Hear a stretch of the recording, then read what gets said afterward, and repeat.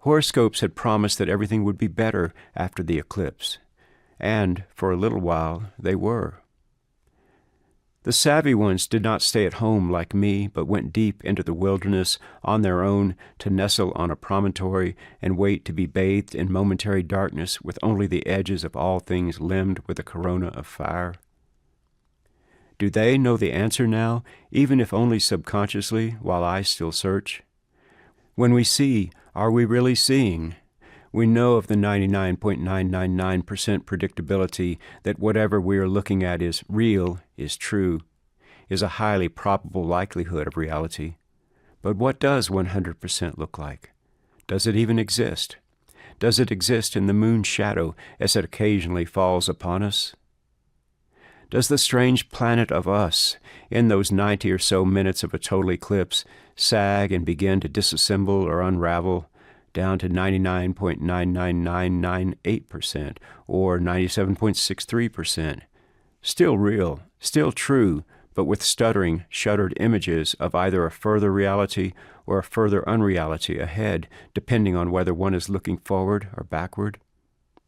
I think it feels like the latter, that the past contains a rubbled foundation of fragments and segments of reality by virtue of their having endured. That in the old darkness we feel most strongly the calling of our species, the experiment of us. That if we are not yet fully real, we might yet one day make ourselves real. I have to believe the fire in the horn we carry is the will to adhere, will to cohere amid the shimmering unpredictable.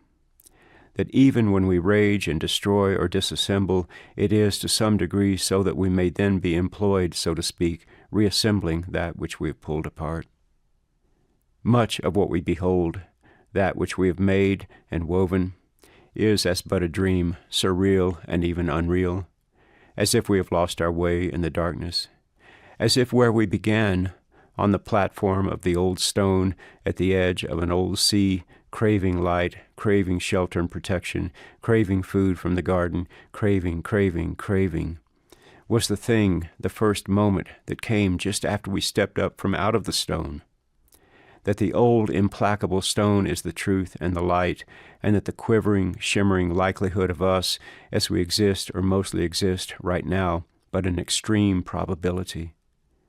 That those things, the events we call coincidence, wax and wane in almost orderly if not predictable fashion, cascading over one another sometimes like dominoes falling with such pattern or near pattern that we are disturbed, and other times with such a wildness, a lack of connection on our movements and our days that we feel once again alarmed, startled, bereft.